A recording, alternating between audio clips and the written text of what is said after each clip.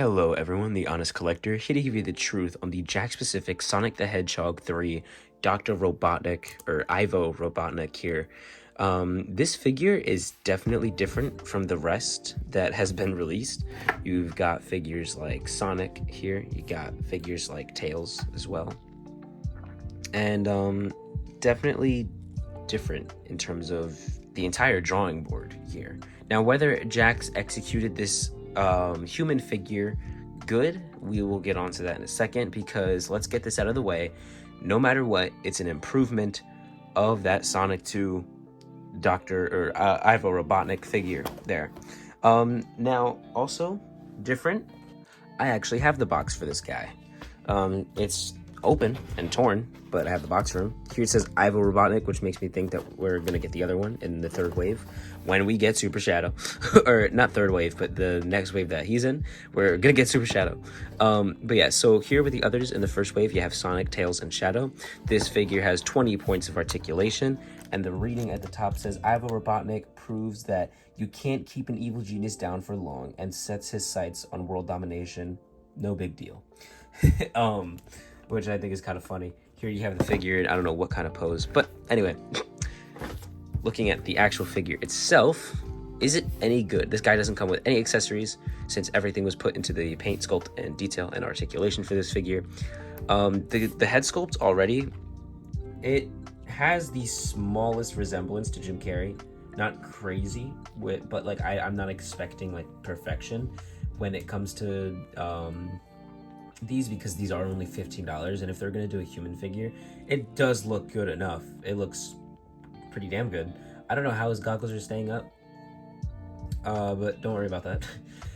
It looks pretty good. I could definitely see some Jim Carrey in there. It's just not like, you know, the standard $25 or $20 type of head sculpts that we've seen, but it is good nonetheless, and it serves, you know, what it's supposed to do. So for the torso, let's look at all this paint that we have here. Oh, actually, I don't know if the black is painted. I think it is, but I know the gold bits are definitely painted. They also have it on the hand, or not the hands, but the arms here. And they did also sculpt these buttons that he has when he contacts the drones and the orders and stuff like that. So he has those buttons there, which I think is really cool. Then on the other side, it's a little more noticeable. He has them there as well, which is really cool in my opinion. I honestly wish they gave him both hands that are just like this. I don't know what hand this is. He's quite literally just doing a Spider-Man whip hand here. Don't know why, but I do kind of find that funny.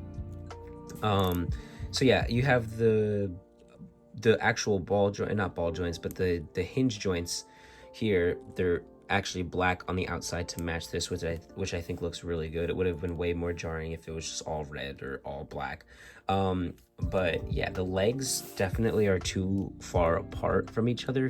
They should be more like that, but that's really forcing in the plastic, causing his knees to kind of bend inward a little bit and look a little weird. You're gonna have to do some fixing here to kind of get that to look right, but it's always going to look a little bent in. The legs aren't going to look 100%. They kind of look broken. So that's a bit of an issue. And then they have the gold paint on the shoes, which looks good, looks decent enough. And then they also have the gold on the back, which looks really good. And the gold paint that they use, I think, looks great, and it definitely stands out even from a distance. It looks really good. The black that they put on this figure, it definitely looks good. They captured the design pretty well. I think there might be some other suit lines and paneling that's supposed to be on here that they couldn't put in, which I kind of wish they did.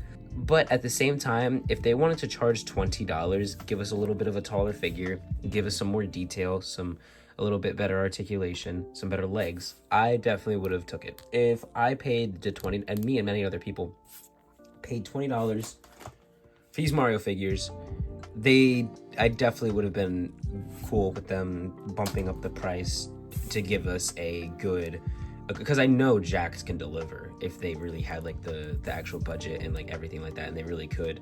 I think it's just being limited to that $15 price point, which I think would have been way more enjoyable if they just bumped it up some more and then actually gave us, you know, something worth the money, like they have time and time again.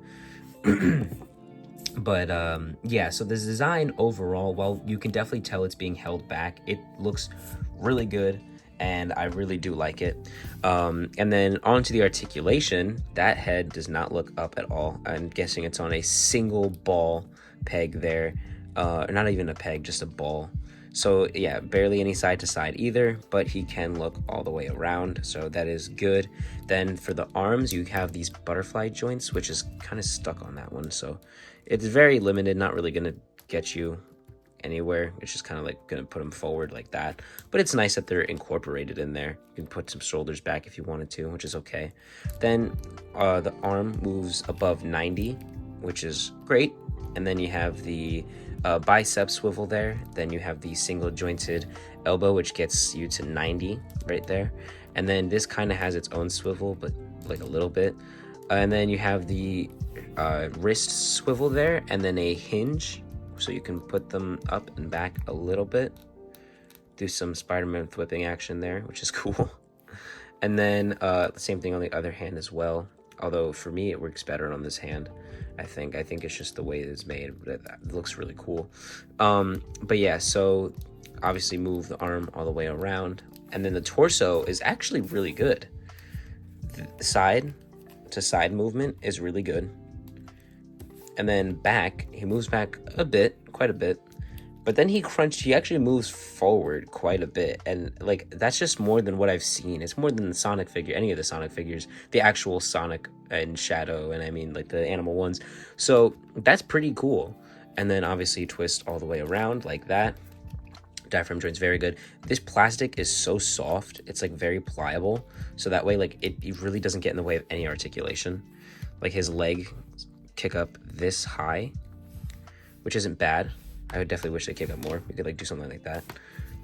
And then he has an upper thigh cut, which is great. He has a rotation at the knee, and then the single jointed knees slightly above 90.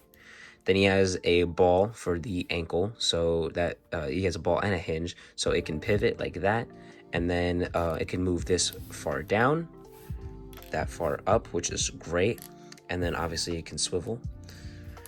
And doing the splits, he has a cut in here, so you actually can get these legs to go pretty far out, and they really compensated for some articulation here. They did a really good job in thinking about it and everything before they executed it.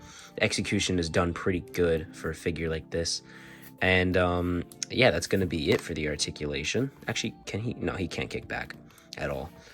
But yeah, so let's get him up to some other figures. So this is why I said I wanted him to be taller, like, and bumped up in price a little more if we could get a taller one, because everyone knows this is not accurate. This is not how tall Shadow's supposed to be. Jim Carrey's pretty tall, and Shadow's not supposed to be almost up there with him. So let's get him next to the Sonic figure, which I actually have no idea where he is.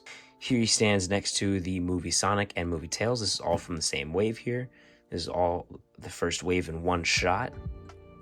And here he stands next to the Supersonic and the Knuckles from the second wave. And this is just, again, perfect proof.